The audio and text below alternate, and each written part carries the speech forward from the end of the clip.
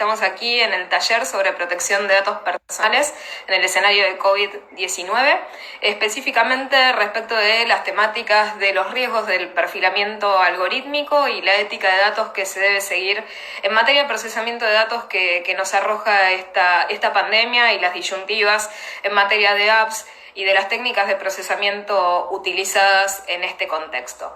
Así que, bueno, como estamos ya presentes aproximadamente más de 200, empezamos este evento. La dinámica que tendrá el mismo, simplemente les explico un poco requerimientos técnicos.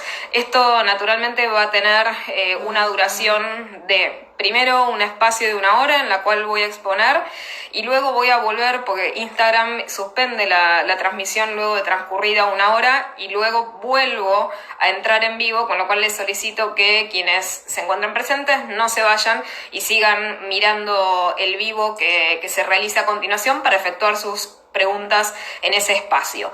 Por un tema de orden, siguiendo las instrucciones de estos encuentros virtuales, suspendo los comentarios durante la exposición que realizo para retomarlos cuando termino de realizar la exposición y para que allí en ese espacio puedan hacer sus preguntas, consultas y debatir sobre estas temáticas que vamos a plantear hoy en el taller. Así que, si quieren, damos comienzo a este encuentro que, como les dije, trata en torno a la temática de protección de datos personales en el escenario de COVID-19. En primer lugar, lo que tenemos que contextualizar es que esta crisis sanitaria que nosotros estamos atravesando con el coronavirus nos pone en una situación bastante crítica a nivel estructural e informativo en todas partes del mundo. Todos los países, como estamos viendo en la actualidad, han tomado diversas medidas para enfrentar este fenómeno. Y una de las medidas que se están tomando es luchar también en contra de este virus con la utilización de datos. Hemos visto fenómenos como el aislamiento social, cuarentenas que se predisponen, medidas particulares para poblaciones hipervulnerables y en particular se ha visto que, por lo menos desde la indicación o directiva que indica la Organización Mundial de la Salud, respecto de lo que es la lucha contra esta pandemia, se mejoraría, o según su recomendación, se optimizaría lo que es la persecución de este fenómeno a partir de la detección temprana del traqueo, del monitoreo de esta pandemia, lo cual se realiza efectivamente con el uso de datos. Bien, entonces ya vemos que en este escenario los recursos sanitarios, dentro de los cuales encontramos el tema de información y datos que se utilizan para esta lucha, son un tema capital y muy trascendente. Y es así como hemos visto que las iniciativas de utilizar aplicaciones que van desde aquellas que se orientan a las temáticas de diagnóstico, de monitoreo, traqueo de pacientes, ubicación de contactos de personas que han dado COVID positivo y también la medición, entre tantas otras cosas, del riesgo de contagio y otras cosas como la estimación diagnóstica y la proyección de las poblaciones que han dado positivo y la recuperación de los pacientes, han utilizado el procesamiento masivo de los datos que se disponen en esta lucha. Y allí es cuando se plantea una dicotomía que yo entiendo y he compartido mi opinión públicamente respecto de una dicotomía que entiendo como falsa y forzada. ¿Qué es esta dicotomía que se nos plantea en la enfrentación entre de lo que sería la salud a la privacidad? Se plantea este dilema, este enfrentamiento entre salud versus privacidad. Lo que parece ser una diada absolutamente simplista y reduccionista de un tema que tiene muchísima más complejidad y capas, que simplemente coloca este simplismo por una reacción humana, natural, muy obvia que tenemos absolutamente todos nosotros en un escenario que nos supera como es esta crisis sanitaria. todos los seres humanos somos aversos naturalmente al riesgo, al peligro. Y estas situaciones en las cuales se nos plantea que simplemente cediendo algo que nosotros consideramos intangible, como ser nuestros datos y por ende nuestras libertades, vamos a obtener otro bien jurídico. Nosotros como juristas, especialistas en derecho, tenemos algo muy en claro: no es necesario renunciar a un bien jurídico para obtener otro.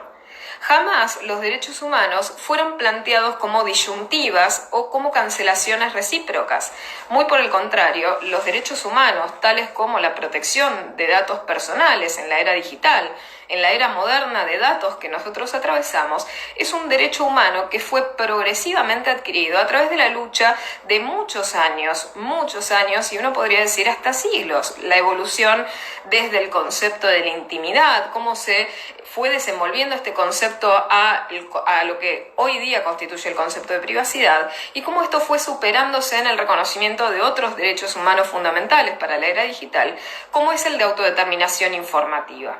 Los derechos humanos, al ser progresivos, no se cancelan entre sí mismos. No hay necesidad de perder un derecho humano para alcanzar otro derecho humano.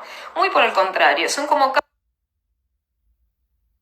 a medida, perdonen por la pausa técnica, a medida que estos derechos se van reconociendo de manera progresiva, tenemos en juego un principio propio de los derechos humanos, que es el de la no regresividad.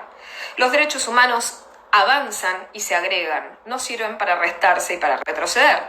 Lo otro que nosotros también sabemos muy claramente como sociedades es que una vez que perdemos un derecho humano fundamental, resulta muy difícil volver a recuperarlo. Entonces es importante que revaloricemos y que redimensionemos el valor de la protección de datos en este escenario de pandemia, en particular por estos peligros que les señalo en torno a lo que es el perfilamiento algorítmico, las consecuencias que nos provoca el estar subsumidos al determinismo algorítmico y los riesgos que tiene este determinismo, que luego vamos a ver más adelante, y también por el tema de no centralizar el debate en torno a la utilización ética de los datos. Entonces, partamos de la base de que no necesitamos renunciar a ningún bien jurídico. Podemos procesar datos personales para la lucha contra el coronavirus respetando la privacidad y la intimidad de las personas.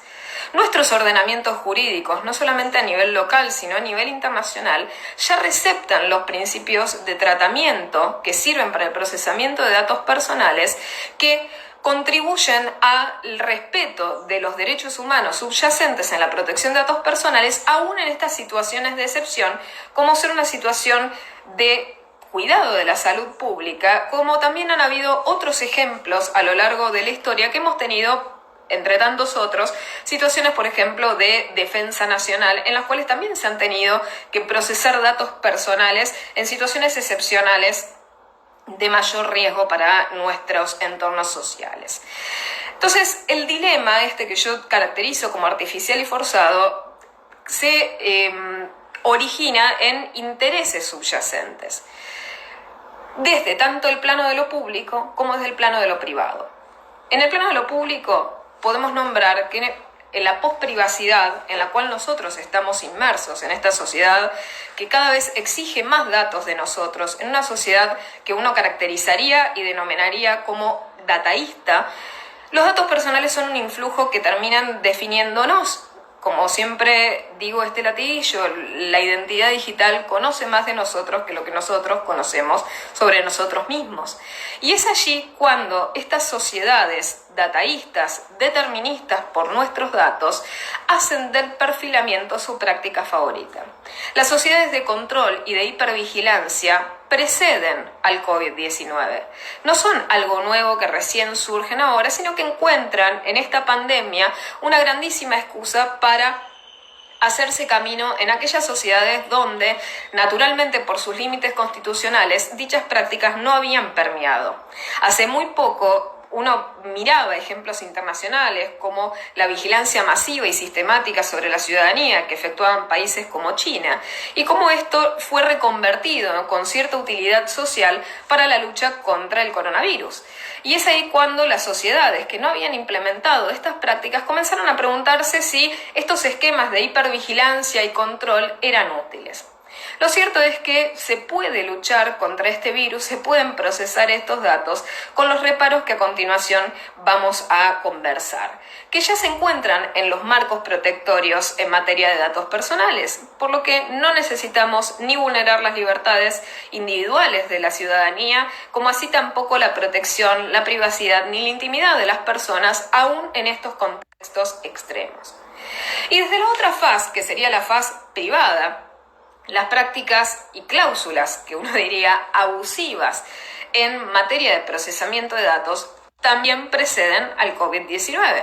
Si ustedes recuerdan los sinnúmeros de contratos de cláusulas generales predispuestas que tienen las numerosas aplicaciones sociales, de plataformas digitales y de servicios digitales que nosotros utilizamos y de los cuales somos usuarios a diario, recolectan y recopilan sistemáticamente un sinnúmero de datos.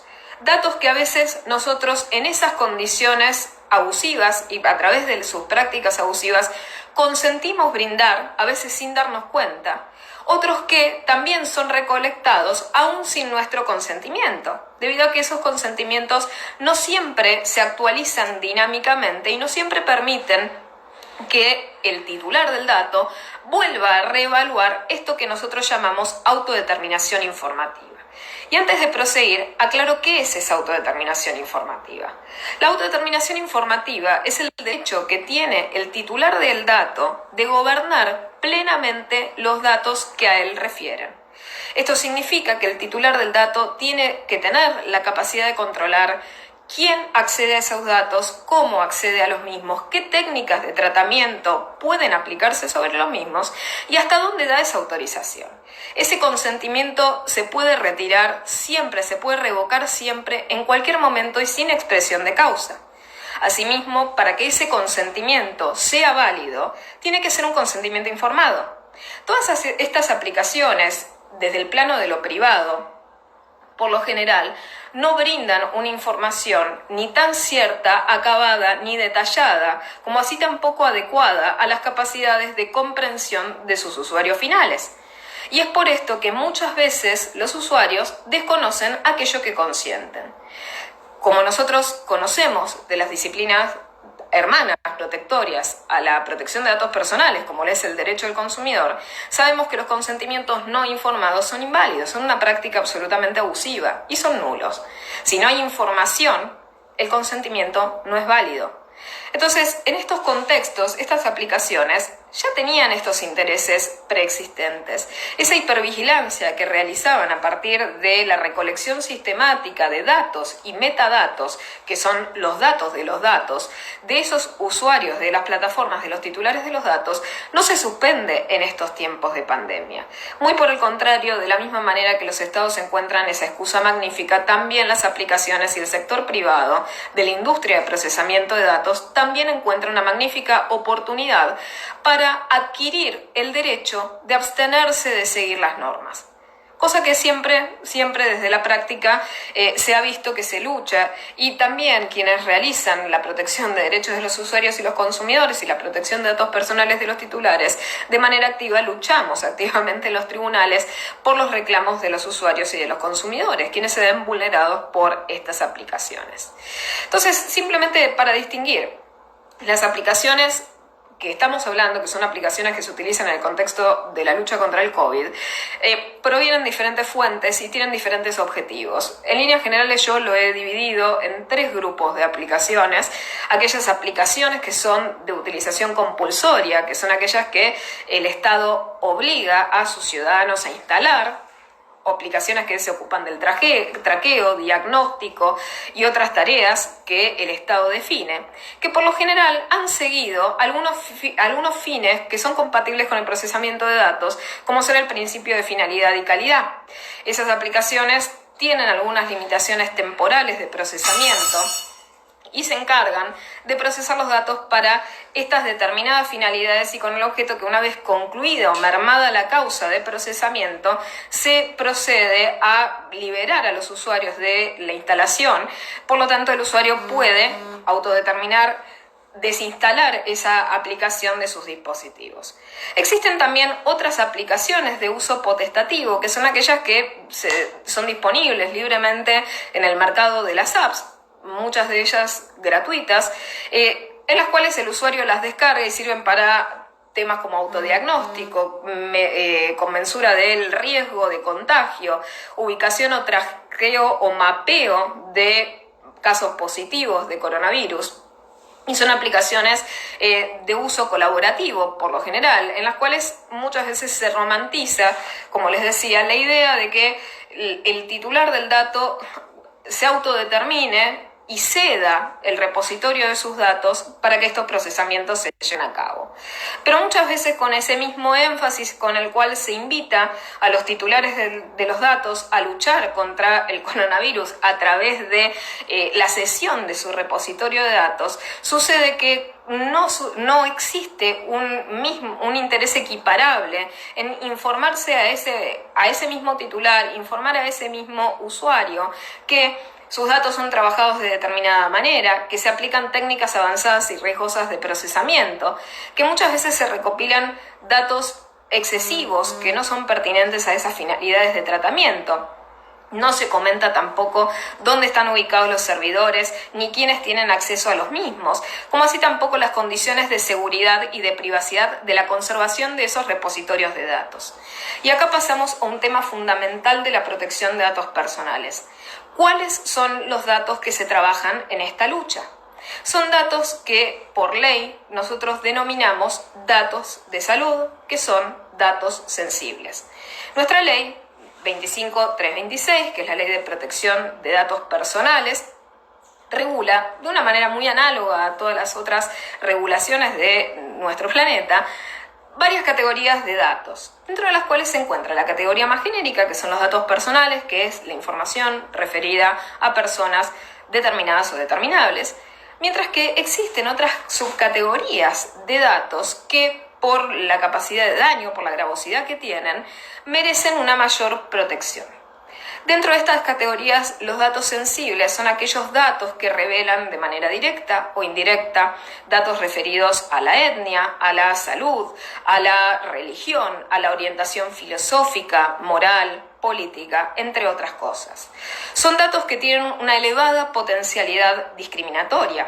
Son datos que, según nuestro ordenamiento, merecen la más alta protección por la capacidad del riesgo y del daño que pueden llegar a ocasionarle a su titular en caso de fuga o de acceso indebido por cualquier tercero no autorizado. Son datos que tienen que ver con lo más personalísimo y lo más íntimo de esos titulares. Dentro de los datos sensibles encontramos los datos de salud. Estos son los datos que se utilizan para la lucha contra el COVID-19. Y son datos que nuestro ordenamiento jurídico ya determina que tienen que siempre ser trabajados con el consentimiento del titular del dato. En este caso, para trabajar con datos sensibles no se puede trabajar sin consentimiento como prerequisito. Y asimismo, tiene que existir un motivo legítimo y legalmente autorizado que autorice su tratamiento. Es decir, no puede cualquiera trabajar con datos sensibles y mucho menos acceder a ellos sin el consentimiento del titular del dato.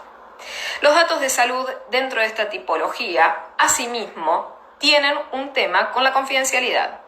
Aflora respecto de estos datos, quienes trabajen con datos de salud, datos de carácter sensibles, un deber de confidencialidad o reserva. O sea, el deber de todo profesional que trabaja con los mismos de no divulgarlos o darlos a conocer. Pero la ley también recepta, y es allí cuando digo la falsa dicotomía entre privacidad versus salud, porque la ley ya recepta las excepciones que nos provoca, por ejemplo, entre tantos otros motivos, una pandemia.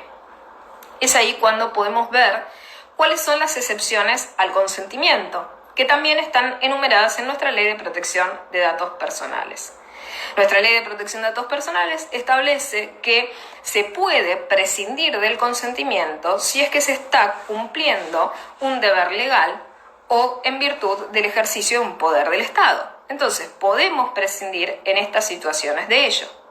Asimismo, también se puede relevar a cualquiera del deber de confidencialidad de estos datos, en tanto y en cuanto se justifique en una razón como ser la salud pública.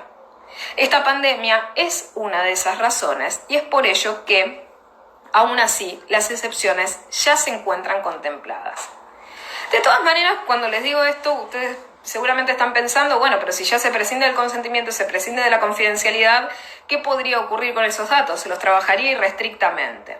No, muy por el contrario, lo que sucede es que aunque tengamos estas situaciones excepcionales, siempre hay que velar por el cumplimiento de la misma norma, que recepta principios de tratamiento como ser el de la privacidad, la seguridad, la información, entre tantos otros. Otro de estos principios sobre el cual ahondaremos en breve es el tema de la calidad del dato en el medio del procesamiento del dato. Entonces, no podemos prescindir del mismo marco protectorio en materia de datos personales. Por otra parte, además de no prescindir de este marco regulatorio, cuando trabajamos con estos datos tenemos que velar por la razonabilidad, la proporcionalidad y la constitucionalidad de esos tratamientos. No podemos prescindir de esas evaluaciones que tienen un origen no solamente legal, sino que se fundan y se basan en el tratamiento ético y responsable de los datos personales. Entonces tenemos que velar por el cumplimiento de estos principios aún en situaciones de excepción. Por otra parte, cuando nosotros trabajamos con datos de carácter sensible, otra de las cosas que se puede hacer para preservar adecuadamente la privacidad de los titulares de los datos, y es un procedimiento que también se encuentra reconocido por la misma Ley de Protección de Datos Personales, es el tema de la disociación de los datos. ¿Qué significa disociar un dato? Significa quitarle la capacidad de ese dato de identificar al titular. La disociación también se conoce con el vocablo de anonimización de los datos. Por lo tanto, para trabajar con fines científicos, estadísticos, históricos respecto de estos datos de carácter personal sensible, se deben someter a los mismos a procesos de disociación y anonimización. Estos procesos son procesos técnicos que tampoco requieren una envergadura técnica de gran porte, sino que pueden ser realizados en la medida de las posibilidades de las infraestructuras de tratamiento y compelen a un procesamiento también responsable, porque esos procedimientos, como les decía, impiden la trazabilidad, impiden el tema de la identificabilidad e individualización de los titulares de los datos. Y por ende, ello obstaculiza que a ese titular del dato se lo dañe por la exposición de estos datos de carácter sensible. Entonces, cuando trabajamos con estos repositorios de datos, hay que seguir estos principios. Es por ello que entendemos que estas aplicaciones, cuando realizan la utilización de estos repositorios, no deben perder de vista que están trabajando con datos de carácter personal. Estos datos de carácter personal merecen estos estándares de protección. Y tenemos que comprender que en este contexto de tratamiento no cesa el principio de calidad del dato. ¿Cuál es este principio? Cuando nosotros trabajamos con datos, tenemos que trabajar con aquellos datos que sean adecuados, pertinentes, actualizados, ciertos y suficientes para la finalidad de tratamiento. O sea, tenemos una máxima que es la minimización de los datos, o sea, pedir la menor cantidad de datos posibles, y la maximización también de la información respecto de estas técnicas de tratamiento. Por un lado, no podemos recolectar datos más allá de la finalidad, y una vez mermada la finalidad, debemos proceder ¿a qué? Simplemente a la destrucción de estos registros. Y si no procedemos a la destrucción de estos registros, debemos proceder a su anonimización. Porque una vez que merma la finalidad, se empieza a afectar el principio de calidad del dato. Muchas de estas aplicaciones que les menciono no puntualizan qué ocurre después de mermada la finalidad de tratamiento. ¿Qué pasa cuando cesa esa finalidad, cuando pasa la pandemia? Y lo cierto es que vamos a tener vida después de la pandemia, vamos a seguir teniendo sociedades después de esta pandemia, y nadie ha comentado qué se hace con esos repositorios de datos una vez finalizado esto. Otra parte que hay que analizar en esto es que las sociedades en las cuales las técnicas de perfilamiento han avanzado, hacen uso de técnicas que uno califica como riesgosas de procesamiento de datos. Hay muchas técnicas que livianamente se mencionan y que tienen una profunda capacidad de afectación en materia de privacidad de datos. Entre ellas, habrán oído hablar de las técnicas de Big Data, Data Mining, que nos permiten procesar grandes volúmenes de datos y extraer de esos volúmenes de datos porciones útiles o productivas de esos datos personales. Y después tenemos técnicas más avanzadas dentro de esta familia de técnicas, como son la inteligencia artificial, después lo que llamamos Machine Learning y Deep Learning. Simplemente para sintetizar un poquito las diferencias entre esta rama de familias. Cuando hablamos de inteligencia artificial, hablamos de imitar las capacidades cognitivas humanas. Pero por lo general, desde el plano de lo jurídico, simplemente refiere a sistemas en los cuales existe una cierta automatización de procesos con una emulación de la inteligencia o de la cognición de carácter humano. Por otra parte, las técnicas de Machine Learning procuran imitar los procesos de conocimiento, mientras que las técnicas de Deep Learning logran, entre comillas, aprender por sí mismas, logran emular el proceso de adquisición de conocimiento. Si nosotros nos situamos en serio en describir cuáles son las aplicaciones y qué técnicas desarrollan o qué técnicas aplican, vamos a ver que las aplicaciones que más frecuentemente debatimos son aquellas que utilizan técnicas más generales de automatización, que muchas veces se caracterizan mal bajo el vocablo de inteligencia artificial y que tienen realmente poco de inteligente.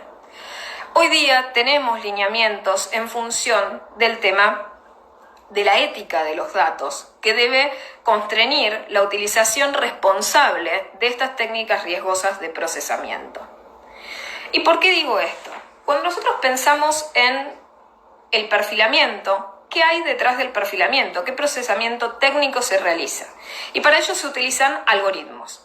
¿Qué son los algoritmos? Son instrucciones computacionales, son procesos que llevan a un resultado. Es algo tan simple como eso. Algoritmos se han utilizado a lo largo de toda la historia de la computación. Son simplemente procesos. Ahora, estos procesos funcionan como uno diría una caja negra. Uno le coloca un input y sale un output, sale un resultado.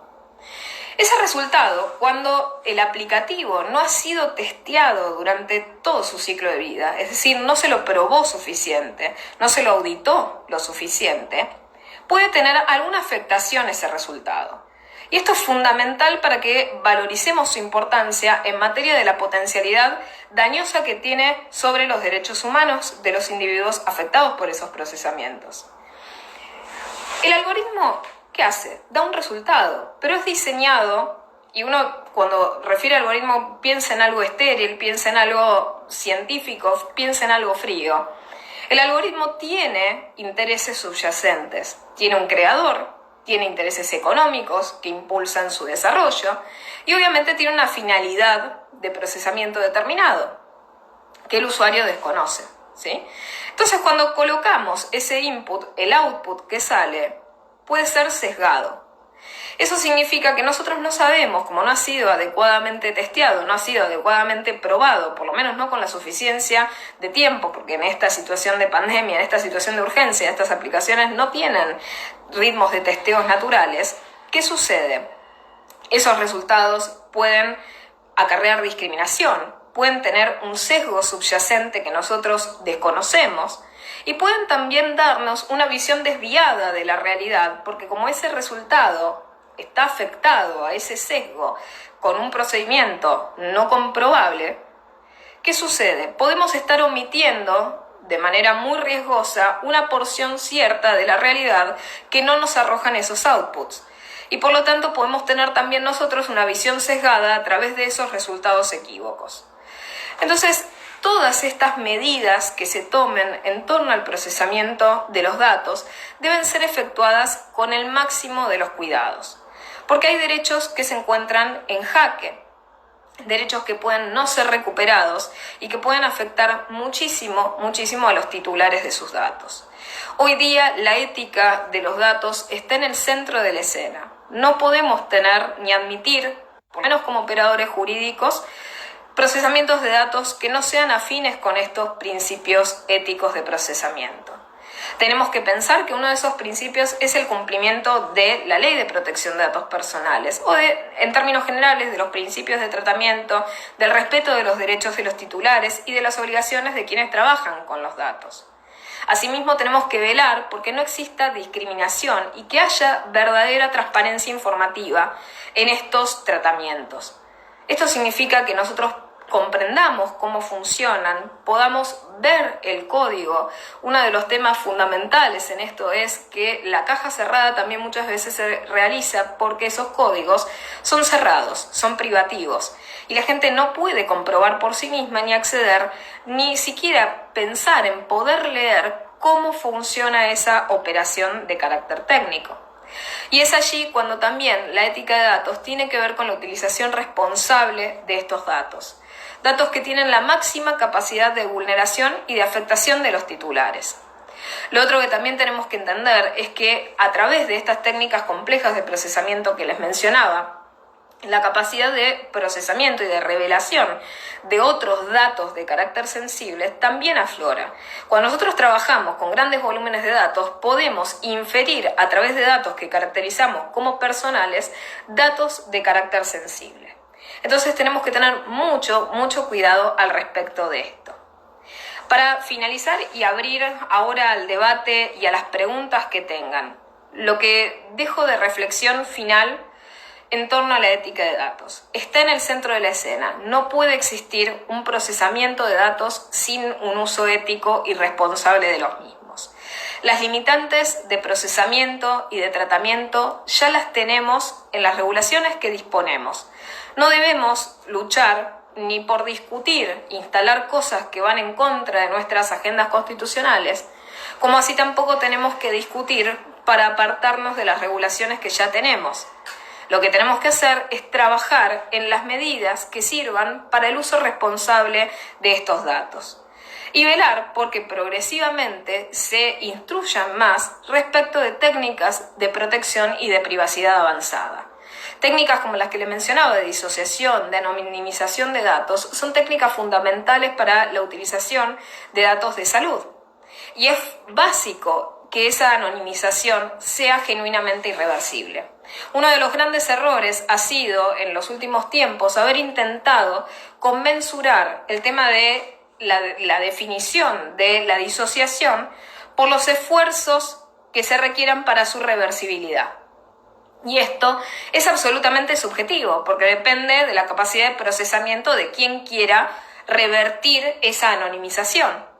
Entonces tenemos que velar por una mejor investigación en las técnicas de anonimización y su implementación progresiva. Y saber que no puede existir ningún procesamiento de datos que no sea ético y que no sea responsable. Tenemos las herramientas para ello y tenemos el deber, no solamente ético y personal como seres humanos, sino nosotros como operadores del derecho, de trabajar en estos aspectos y de propender a que se conozcan.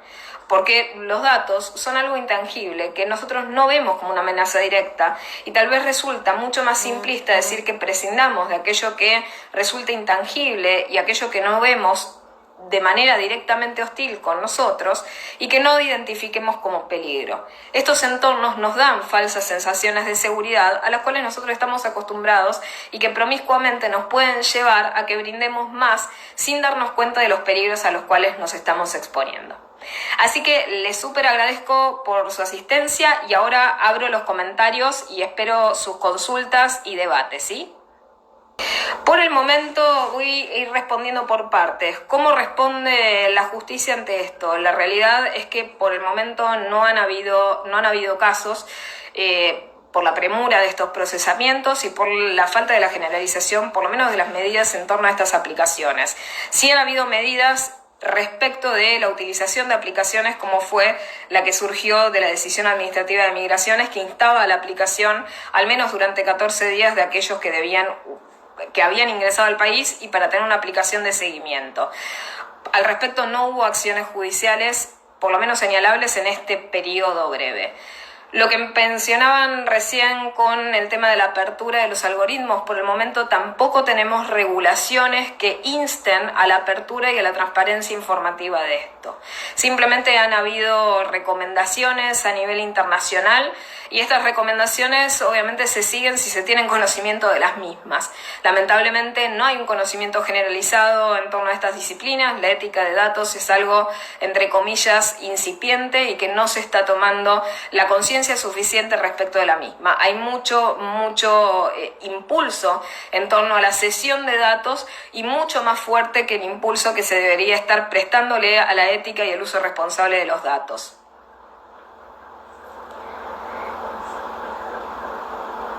Con respecto al tema de los datos personales y al acceso de los mismos, una de las cosas que les quiero destacar, como estábamos hablando de datos de salud, nosotros sabemos que existen, obviamente, quienes son los que tienen contacto más directo con esos datos, son los efectores de salud que trabajan con los pacientes.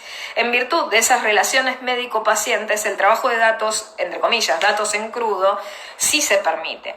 Se realiza en el marco de la relación médico-paciente, que es la relación médico-asistencial que tienen. El grave problema es qué ocurre con esos trabajos, esos procesamientos que se extralimitan por fuera de esa relación médico-paciente. Y es allí donde les digo que entran los procesos de disociación y de anonimización para proteger a los titulares de los datos, para que esto no afecte obviamente su individualidad, no los sobreexponga, no los revictimice y no los someta ni a peligros, riesgos, daños o cualquier capacidad discriminatoria que tenga con los mismos. Uno de los marcos internacionales que no les referí por un tema de simplificar el tema regulatorio, ustedes pueden acceder a lo que se llama RGPD o GDPR, que es el marco de protección de datos más moderno a nivel europeo, que entró en vigor el 25 de mayo de 2018. Allí tienen previsiones bastante robustas en torno a la utilización de datos de salud en contextos de situaciones de salubridad pública y en particular estas limitaciones que les resumí en la exposición.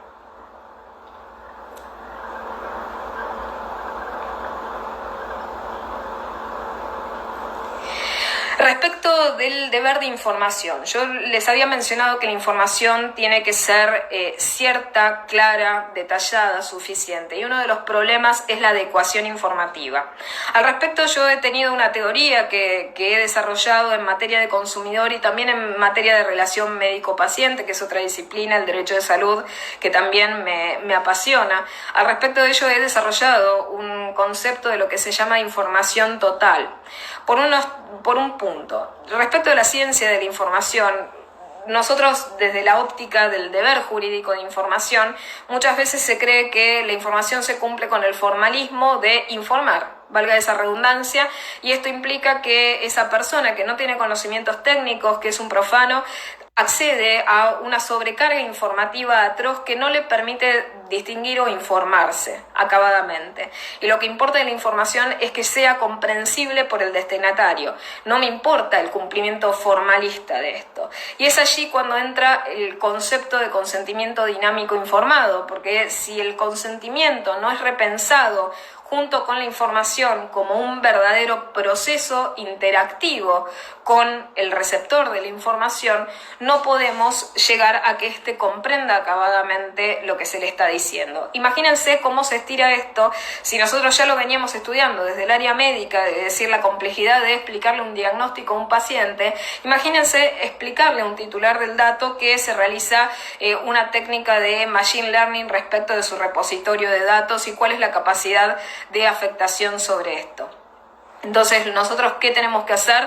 Tenemos que propender a las máximas de la ciencia de la información, que implica brindar el máximo de calidad informativa en la menor cantidad posible y esperar el feedback de ese titular del dato en un proceso iterativo y dinámico. Recién preguntaban marco regulatorio en materia de derechos humanos sobre esto. Bueno, nosotros desde el raigambre constitucional partimos de la base de la reforma del año 94 con el reconocimiento del artículo 43, párrafo tercero, habeas data, y después artículo 42 de la Constitución Nacional y 75, inciso 22, con todo el plexo de tratados de derechos humanos que se incorpora al bloque de constitucionalidad. Además de esto, tenemos leyes ius fundamentales derivadas de estos mandatos, como ser la Ley de Protección de Datos Personales que les mencionaba y una de disciplina hermana, que es la Ley de Protección de los Derechos de los Usuarios y de los Consumidores. Asimismo, podemos recurrir a legislación comparada, como la que les mencionaba en europea. La europea es absolutamente frondosa y rica en sus explicaciones y especificaciones y es muy útil como modelo comparativo. De hecho, nosotros a nivel local habíamos iniciado un proceso de intento de reforma de la Ley de Protección de Datos Personales, un proyecto de ley que, por suerte, y entiendo como especialista en protección de datos personales, fue una verdadera ventaja que haya perdido estado parlamentario, porque dentro de ese proyecto se encontraba una quimera bastante, o un troyano, que uno podría decir bastante peligroso en materia de procesamiento de datos, y que hubiera sido, diría, trágico en el contexto de procesamiento de datos en la lucha contra esta pandemia. Esa figura es el consentimiento tácito. Imaginen ustedes lo que podría ser una empresa o el Estado si se permitiera la obtención tácita, ¿sí?, sin expresión inequívoca, sin expresión expresa que conste del titular del dato para su procesamiento. Esto pondría la carga de ese consentimiento en la parte más fuerte de la relación, justo lo opuesto a lo que se ha venido haciendo y desarrollando a nivel jurídico, desde lo doctrinario, desde lo jurisprudencial, en materia de consentimiento a lo largo del tiempo en todas las disciplinas protectorias, como si el empleador decidiera y consintiera por el empleado, el médico decidiera por el cuerpo del paciente y en este caso el responsable del tratamiento decidiera por el titular del dato.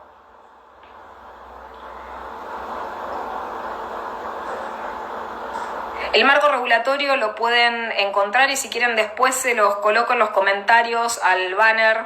Si quieren les voy adjuntando información al comentario del banner de esta actividad. Respecto de la obtención tácita, tenemos un montón de maneras de obtener tácitamente ese consentimiento y son prácticas que uno caracterizaría genéricamente como abusivas. Siempre tiene que haber algún tipo de expresión afirmativa e inequívoca por parte del titular, porque si no, desde ya es ilícito. Recién hace un rato consultaban respecto de la localización de los servidores. También es importante esto. Uno de los temas que tampoco se informa es quiénes tienen el acceso, quiénes tienen el dominio de estos datos, dónde se alojan esos servidores, porque de ello depende también las políticas que se tienen en materia de protección de datos personales en los lugares donde están alojados estos datos. Lamentablemente están consultando respecto del sistema sancionatorio. Nosotros, y esto es algo muy triste, una realidad local muy triste que creo ha afectado sistemáticamente al tema de protección de datos personales, la autoridad de aplicación local no ha aplicado sanciones pecuniarias genuinamente disuasorias de las malas prácticas en la industria de procesamiento de datos. Y esto conlleva a que estas malas prácticas proliferen y no se haga nada para detener estos abusos.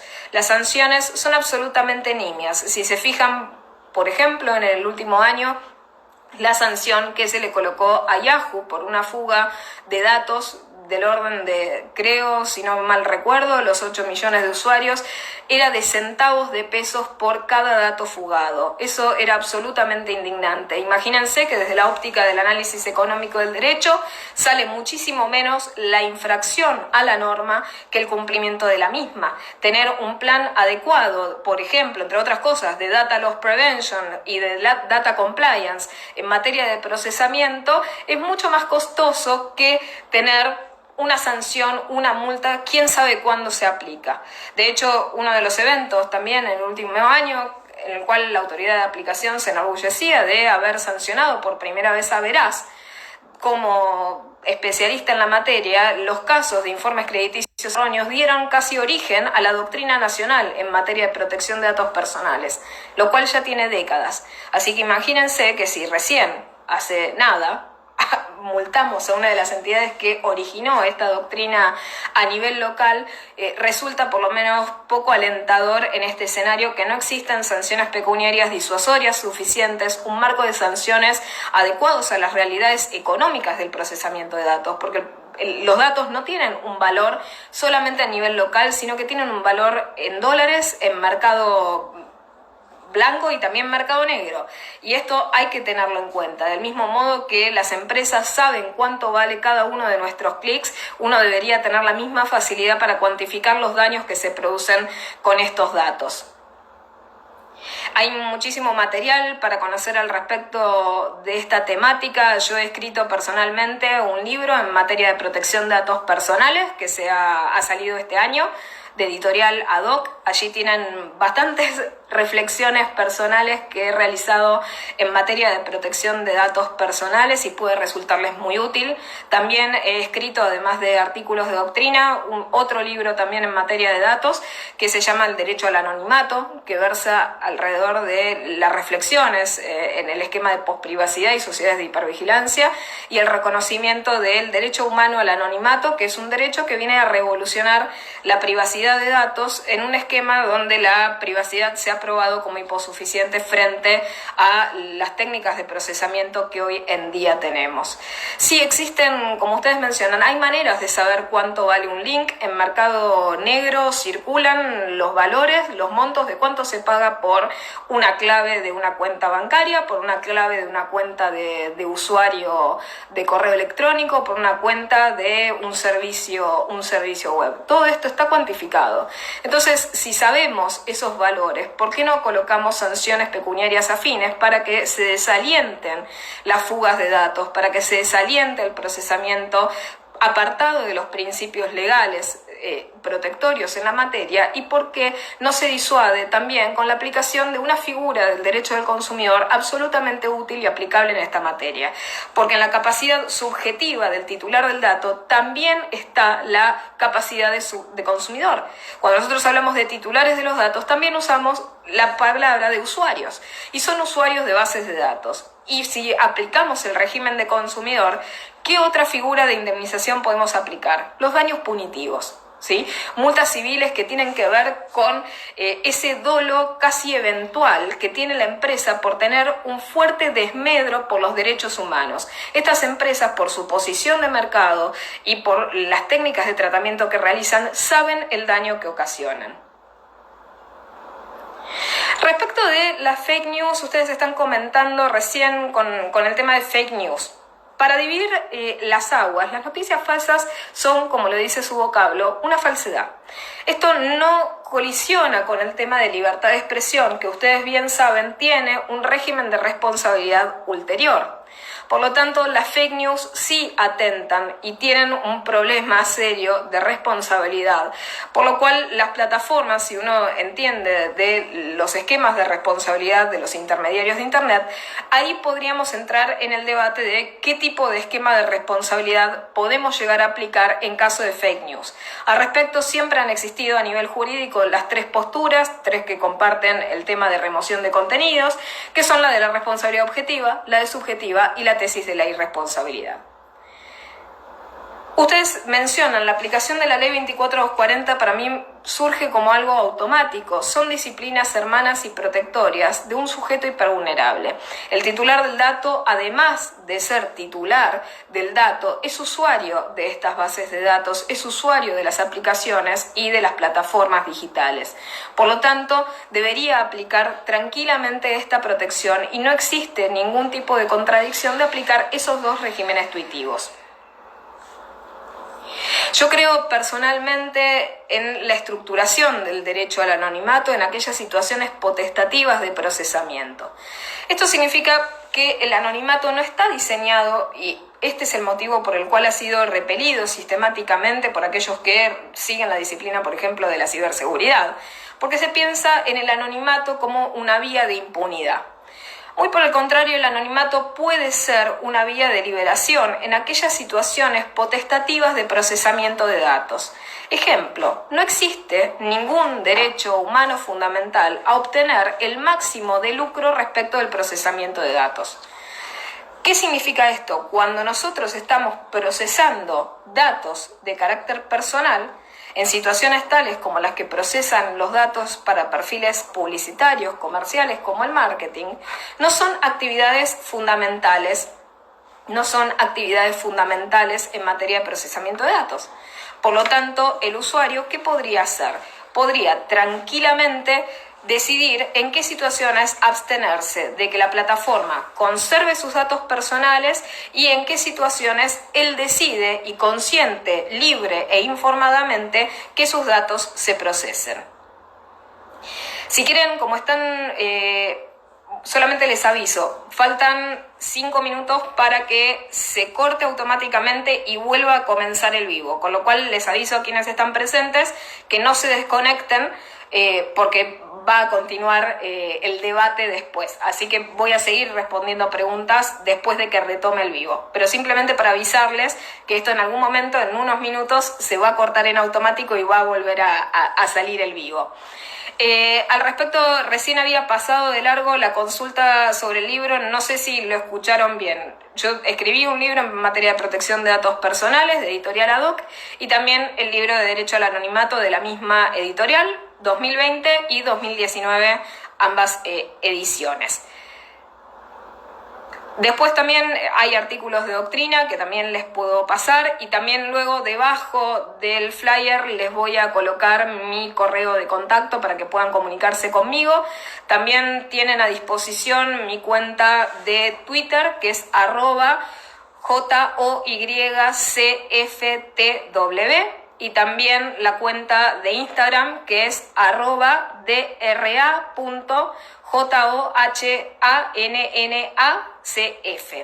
Esos son los datos de contacto de redes. Si quieren realizar alguna última pregunta antes de que se corte, y retomamos también con preguntas luego de retomar el vivo.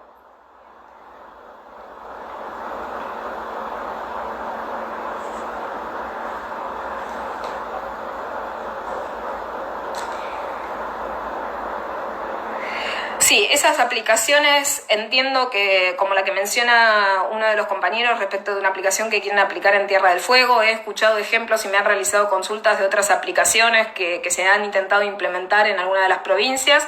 Son aplicaciones en las cuales no pasa el testeo de proporcionalidad ni razonabilidad, cuando existen otros medios alternativos más adecuados para conseguir el mismo fin y que sean menos invasivos, se debe optar por estos. Traquear a las personas de manera permanente no tiene absolutamente ninguna razonabilidad ni proporcionalidad con los fines perseguidos. Respecto de la aplicación Zoom, ustedes mencionaban esto simplemente para entrar en uno de los temas que también es importante de protección de datos personales en este escenario. Cuando nosotros sufrimos esta digitalización forzada de canalizar todas nuestras actividades a través de las plataformas digitales, nos vimos compelidos muchas veces a utilizar plataformas digitales que descuidan nuestros datos y que los descuidaban aún antes de este contexto de pandemia. Un ejemplo de estas aplicaciones ha sido los casos que hemos escuchado de Zoom y de las problemáticas relacionadas a los incidentes que han pasado en reuniones de carácter semipúblico o reuniones educativas con estas plataformas. Y esto sucede porque esas plataformas tienen condicionamientos que, si uno no es un usuario avanzado o experto en materia de configuraciones de privacidad y seguridad, por lo general lo que ocurre es que al no configurar bien el encuentro se puede someter a una situación de riesgo que cualquiera de los usuarios no deseados se meta en esa reunión y comienza a compartir algún contenido inadecuado o ilícito durante la misma. Y entonces hay que tener muchísimo cuidado respecto de cómo se administran esos encuentros, cómo se los modera.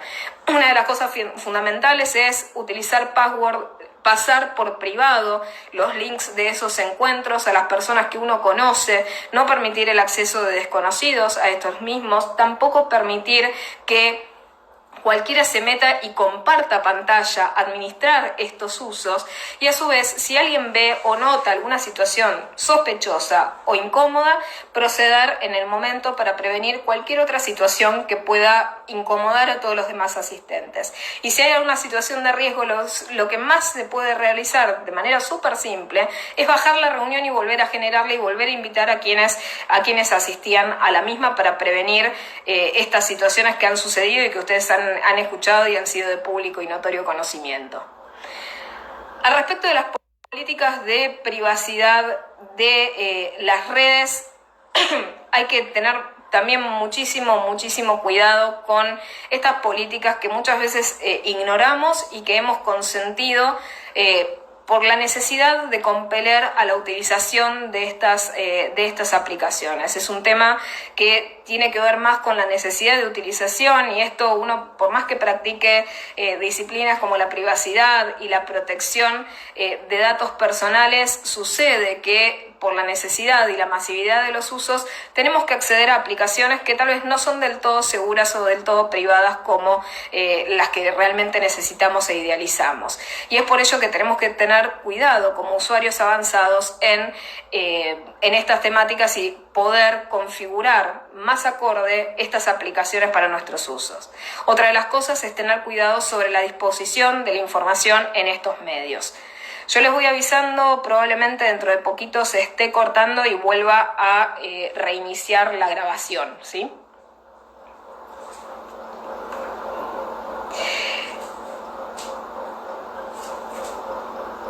Han pasado situaciones que justo conversábamos en el día de ayer con otro especialista respecto de seguridad y ciberdelitos, técnicas como el Zoom bombing, en la cual cualquiera se interfiere en la reunión y transmite contenido como imágenes de abuso sexual infantil y otras situaciones de provocación de odio o de incitación al odio entre los asistentes para que se expresen de manera inadecuada y procedan a intimidar o a injuriar a otra persona. Son prácticas frecuentes en estos espacios, y lamentablemente la creatividad y la persistencia de los ciberdelincuentes es algo que siempre está presente.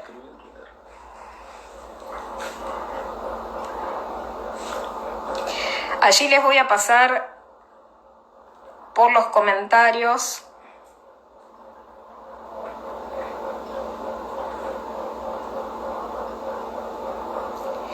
la dirección de Twitter. Ese es mi usuario de Twitter. Y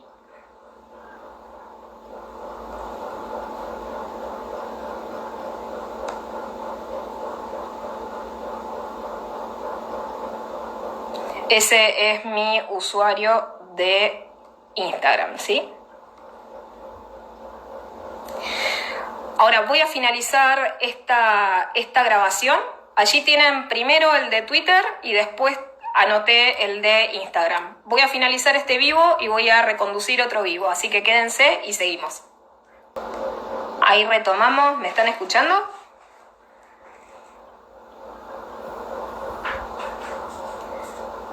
Voy esperando que se reconecten todos para continuar con el debate. Si quieren, los que ya están, ir haciendo las consultas que tengan para retomar lo que estábamos hablando. Recién estábamos conversando de los peligros de aplicaciones como Zoom. Hay aplicaciones, aquí una de las cosas que les puedo señalar es que no existen aplicaciones absolutamente seguras. La seguridad es un bien jurídico absolutamente relativo y no existen aplicaciones con una seguridad absoluta, son todas ellas con seguridad de carácter relativo, y este problema es, y depende del usuario, de elegir aquellas aplicaciones que sean más afines a las finalidades que persiguen. Hay aplicaciones más robustas en materia de seguridad y privacidad, como pueden ser a nivel social y de comunicaciones, Telegram, Signal, Jitsi Meet en reemplazo de Zoom, pero el tema es que la popularidad de dichas aplicaciones no es tan grande. Recién consultaban, si quieren repetirme recién hacían una pregunta sobre la vigilancia y los datos de conservación de los positivos. Cuando se realiza tratamientos y la finalidad de tratamiento tiene que ver con este procesamiento para la curación del enfermo, se procesan activamente esos datos. El gran problema no ocurre en ese instante en el cual hay una finalidad de tratamiento específica y autorizada por ley, sino lo que pasa es que ocurre cuando ya merma esa finalidad de tratamiento, cuando ya se deja de atender a ese paciente y se preservan esos datos no anonimizadamente. En estos momentos, cuando se deja, ¿sí?, cuando merma esa finalidad, respecto de los especialistas ya saben que tienen un deber de confidencialidad y reserva. Y además, si se quiere seguir trabajando con esos datos, más allá del registro que tenga el propio paciente de su historia clínica, uno de los temas fundamentales es que se proceda a la anonimización para trabajar científicamente, estadísticamente con los datos. Recién hace un rato consultaban respecto de los posgrados, simplemente para comentarles, yo dirijo en la Facultad de Derecho de la Universidad de Buenos Aires varios cursos de posgrados. Uno de los más grandes es el programa de actualización en Data Governance, Data Compliance, InfoSec y Ciberseguridad. Ese programa, obviamente, como ha sido por la pandemia, ha sido postergado su inicio al 1 de junio y finaliza en diciembre de este año. Es un programa anual de 240 horas, es interdisciplinar y tiene 120 horas de cursada técnicas orientadas para abogados y 120 horas de cursada orientadas para lo legal y lo jurídico de estas disciplinas. Es el primer programa genuinamente interdisciplinar en estas temáticas. Luego de ello también dirijo 4 cursos independientes de carácter presencial. Entre ellos tenemos, simplemente les centralizo las temáticas, uno de ellos focalizado en materia de datos, el otro en materia de criptomonedas, el otro en InfoSec y el otro en derechos de los pacientes, historia clínica electrónica y demás. También tengo cursos independientes de posgrado de carácter online que están actualmente en curso y se pueden seguir anotando. Son cursos que se realizan online en el espacio de aula virtual que predispone la facultad en posgrado. Y allí tenemos una reunión semanal los días jueves, es una reunión por chat y ahora también va a ser posible reunirnos mediante Zoom. Y estos son 5 cursos, uno de ellos orientado con el tema de salud, derecho de los pacientes, historia clínica electrónica. El otro es sobre derecho informático, tiene que ver con el régimen de regulación de las TICs, IoT e Internet de las Cosas, para que sepan el vocablo si digo IoT. El otro curso independiente de posgrado es respecto de la temática de datos personales, también la figura del DPO, Data Compliance, Data Governance. El que sigue es sobre criptomonedas, economía digital, e-commerce, contratación electrónica. Y también el último sobre InfoSec, vigilancia, perfilamiento y derecho al anonimato. Esos son los cursos que actualmente estamos dando en la Facultad de Derecho y que ustedes pueden anotarse, ¿sí? Preguntaban recién sobre requisitos de la cursada, ¿no? Respecto de los requisitos de cursada es simplemente ser graduados de una carrera de grado. No necesitan ser abogados, pero sí de una carrera universitaria de 4 o más años para anotarse. Se pueden comunicar para la inscripción con el departamento de posgrado y si requieren para los online, también en educación a distancia dentro de la página web, en la parte de posgrado, tienen los requisitos y el correo electrónico de contactos con ellos. Así que bueno, esos son los cursos que consultaban recién. Y volvemos al tema de la vigilancia de los positivos. El problema no radica en la historia clínica electrónica del paciente, el tema es el procesamiento ulterior de los datos con estos fines que nosotros veníamos debatiendo. Y ese es el problema de que no todos realizan a posteriori estas acciones de disociación y de anonimización, y muchos menos lo realizan de manera irreversible.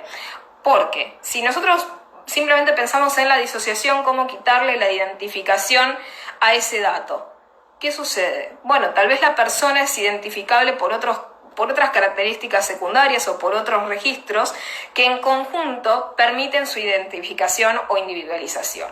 Entonces, esa anonimización tiene que ser efectiva, tiene que ser robusta y alto. Después del percance técnico,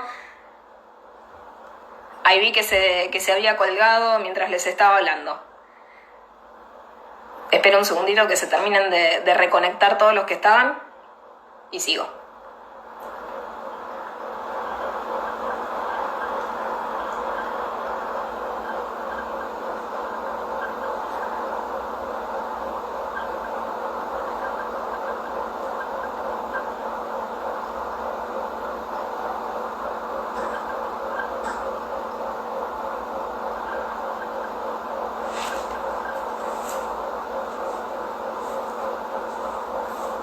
Bueno, recién les comentaba cuándo comenzaban los cursos, que es una de las cosas que estaban preguntando recién. El programa de actualización en Data Governance, Data Compliance, InfoSec y Ciberseguridad arranca el 1 de junio. Los cursos online se encuentran actualmente disponibles para su inscripción y ya han comenzado, con lo cual pueden anotarse esta semana y la que viene para incorporarse a las cursadas. Eso con cursos a distancia, con la modalidad de educación a distancia de la facultad. Y respecto de los demás cursos, los otros presenciales comienzan en el mes de agosto, ¿sí?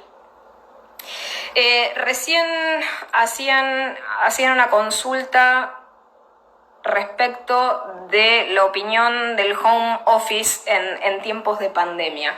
Es un tema también súper álgido porque se expande el espacio de trabajo, y esto resulta incómodo y muchas veces conculcatorio de derechos,